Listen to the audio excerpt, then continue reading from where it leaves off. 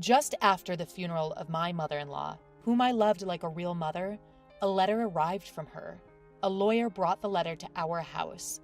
I am Sharon, 43 years old. The letter began, "If this letter has reached you, it means I am no longer in this world. I'm worried you might be crying." Seeing the familiar handwriting of my mother-in-law, my eyes welled up. My father-in-law passed away at a young age, long before my husband and I got married, and there seemed to be no close relatives in his family, with almost zero family interaction. My husband and I were not blessed with children, so we lived modestly but happily with my mother-in-law. My mother-in-law and I got along so well that my husband would say, "You two are like a real mother and daughter, and I'm like the son-in-law." Last year, my husband passed away from cancer, and it was just my mother-in-law and me. Then, she suddenly became a victim of a traffic accident. There were many mysterious points about the accident, and for some reason, my mother-in-law was found collapsed on a road in a city where she should have had no connection, and she was hit by a passing car. The police are investigating both the incident and the accident, but her supposed bag hasn't been found. I was asked various circumstances by the police, but I didn't know much, and I couldn't respond properly due to the shock. I can't sort out my feelings about my sudden parting with my mother-in-law. In my husband's case, we had a year of medical treatment, and my mother-in-law was there, so we could remember him to our heart's content. We promised to overcome our grief together and continue living in harmony. While there were things to do like the funeral and administrative procedures, my mind was distracted. But once everything was over, I suddenly became lonely. My own parents had already passed away due to cancer. I have a brother, but he lives in the countryside far away with his family. Even if I wanted to talk to my old friends from my student days, it's difficult because they are all in the midst of raising children. Then, a man claiming to be a lawyer called me. Judging from his voice, he was probably in his 70s, around the same age as my mother-in-law. He apologized for being late to notice my mother-in-law's death and said that there was something he wanted to give me as soon as possible. Is it a letter from my mother-in-law? I had never heard that my mother-in-law had been in contact with a lawyer, and I didn't understand the meaning of receiving a letter from a deceased person. I thought it might be a scam, but I decided to meet the lawyer in case the letter was really from my mother-in-law. The letter continued, "I know you're surprised by this sudden letter from me, but please listen. There is danger approaching you. Believe my words and run away immediately." Reading up to here, I asked the lawyer sitting in front of me, "Excuse me, do you know the content of this letter? Was my mother-in-law targeted by someone?" Indeed, the handwriting was my mother-in-law's. It was characterized by her unique quirks, and I recognized it instantly, but I couldn't make sense of the content. The turn of events is so dramatic it can only be likened to a poorly crafted prank. My mother-in-law passed away in a car accident, but the driver has already been apprehended. The driver testified that he found my mother-in-law lying in the road, and that's why the discovery was late. My mother-in-law had signs of being hit, suggesting she might have lost consciousness from it, I was told. If this letter is true, my mother-in-law must have had a suspicion of who had attacked her. Did she know she would get tangled in this incident? If so, why didn't she run away? I felt the tears welling up again. The lawyer, composed as ever, said, "I haven't read the contents, but I believe I could guess what it's about." Somewhat irritated by his roundabout way of speaking, I ventured to ask, "So, what did you hear from my mother-in-law?" "Well, I was the one who represented Oliver at that time and have been asked to help you," he responded. "Who's Oliver?" According to the lawyer, my husband apparently has a brother 6 years older than him. I had never heard a word about this from either my mother-in-law or my husband, nor had I ever seen any photos. The lawyer started pulling out files that looked like documents from a bag by the side of the table. "Sharon, do you know that half of the serious crimes in our country happen within families?" he said, a hint of irony in his voice. "Tragically, the place where we should feel safe and the most content, the family home, is where these heartbreaking incidents of a family member taking another family member's life occur." And with that, he showed me an old photo featuring 4 people. A young man and woman who looked like parents, a boy, and a baby. The young woman looked familiar. It was my mother-in-law. I thought the young man was a stranger at first, but he resembled my husband. The boy also bore a resemblance to the young man, undeniably appearing as father and son. It looked like it could have been taken during a trip to the beach. They were posing in front of a large ship at the port, all with happy smiles on their faces. "The boy with the float, that's Oliver," the lawyer told me. Upon being told, I stared at the boy, my husband's brother, who I knew nothing of. The photo looked so happy, and I couldn't help but feel a pain in my chest, wondering what could have possibly happened. Does being a lawyer mean Oliver caused some incident? Was he the one who assaulted my mother-in-law this time? It must have been like more than 17 or 18 years ago, considering my husband and I were dating 15 years prior to our marriage. Otherwise, it would be strange for me to have known nothing about this. Yes, Oliver became a recluse from the summer of his first year in junior high due to bullying, and 7 years later he caused an incident, he explained. It seems Oliver, in despair about his future after becoming a recluse, attempted to commit family suicide. Late at night, on the day of the incident, he went into his parents' room with a knife and ended up struggling with his father, who woke up due to the noise. Even while severely injured, his father was able to subdue Oliver, and the incident ended in an attempted crime. However, upon hearing his mother scream during the struggle between his father and Oliver, my husband, who was 14 at the time, called the police. Police cars and ambulances rushed to the scene, causing a brief stir in the usually quiet residential area. At the time, societal issues such as hermits and NEETs were becoming common, and the media would sensationally report on stories like a reclusive boy planning a murder-suicide with his family. I remember hearing news like this, but I had no idea if it was referring to the husband's family or not. After all, similar stories were often reported in the media. However, it was different for those involved. The husband's family, unable to withstand the rumors, ended up moving house several times, almost like fleeing in the night. Whether it was due to the severe injuries at the time or the subsequent stress, the father-in-law passed away a few years later.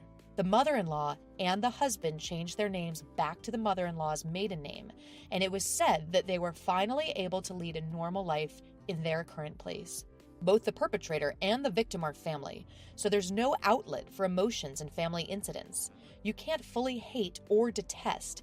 Any person would be confused if suddenly put in such a complicated situation. Living under the public eye, rumors, and bashing is very hard. I hope you can empathize with the feelings of the deceased who couldn't talk to you, Sharon, the man summarized. I was at a loss for words due to the harshness of it all. I had never considered what happened to the family after such an incident, but as long as they are alive, life goes on. The in-laws must have seen the boy, Oliver, as their adorable child. The photo of Oliver that I was shown had a smile that greatly resembled my husband's, but the button that was mistakenly buttoned couldn't be fixed, and he ended up facing the worst tragedy. Later, Oliver was sentenced to actual imprisonment and was said to have served time. When the lawyer started explaining at length, "I represented Oliver, remember? The same punishment applies even for an attempt, life imprisonment, or at least 5 to 20 years in prison."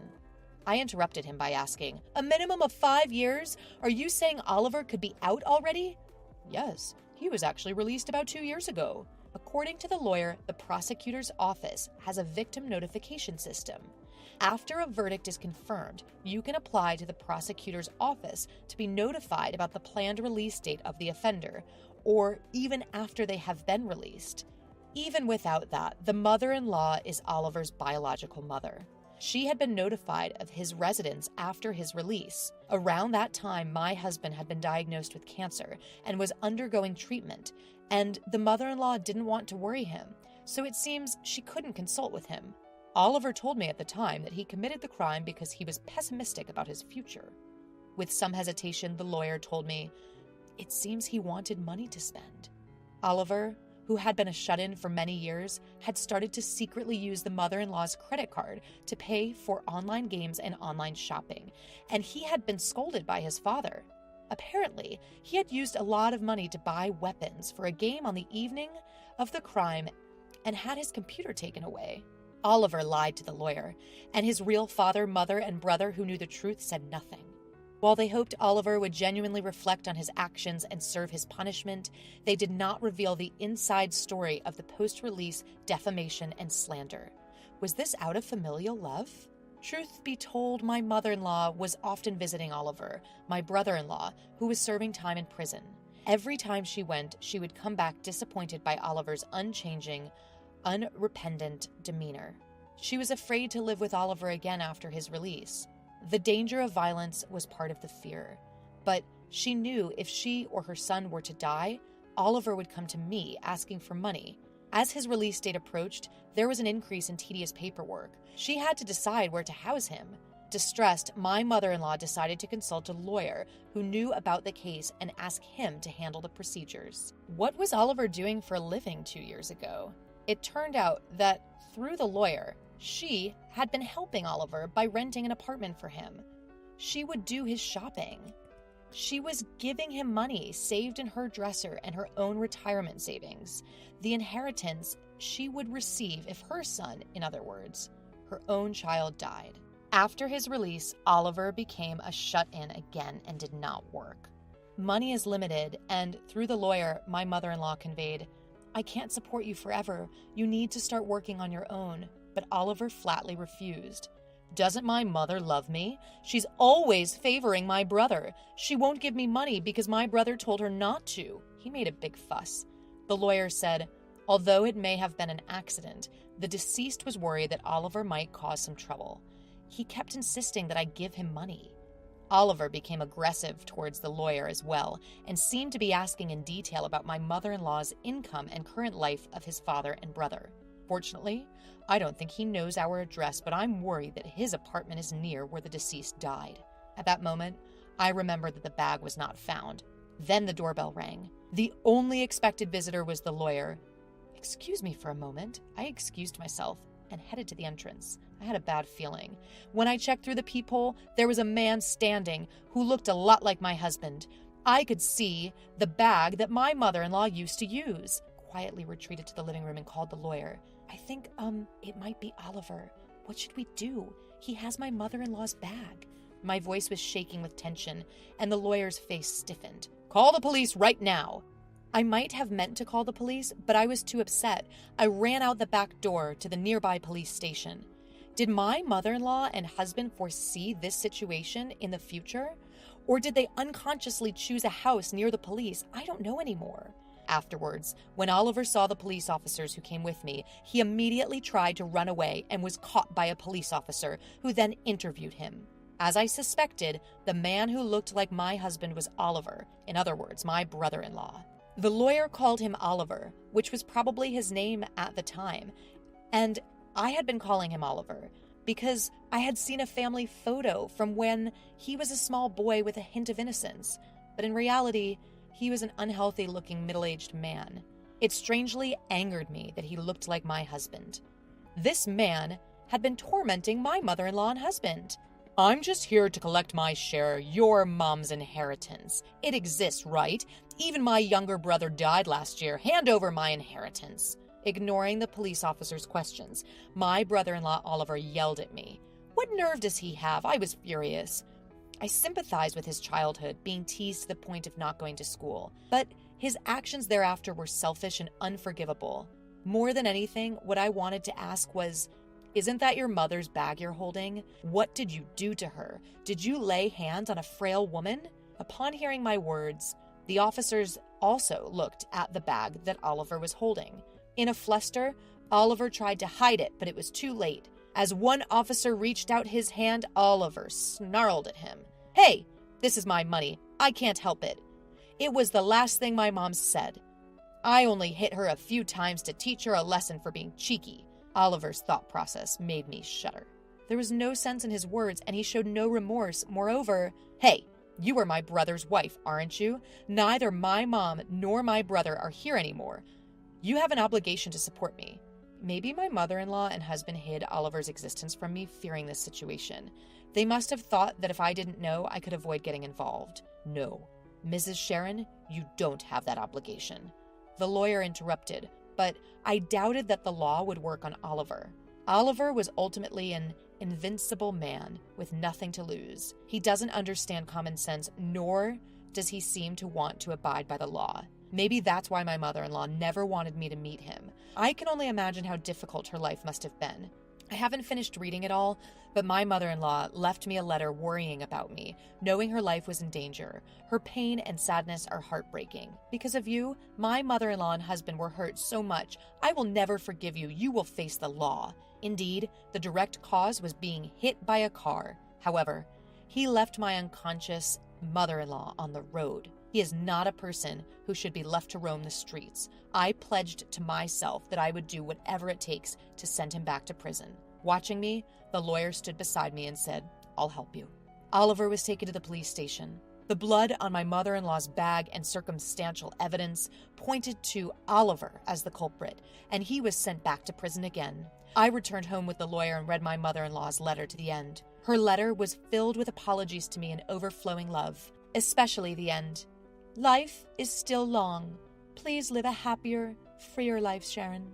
Upon seeing that, I couldn't stop my tears.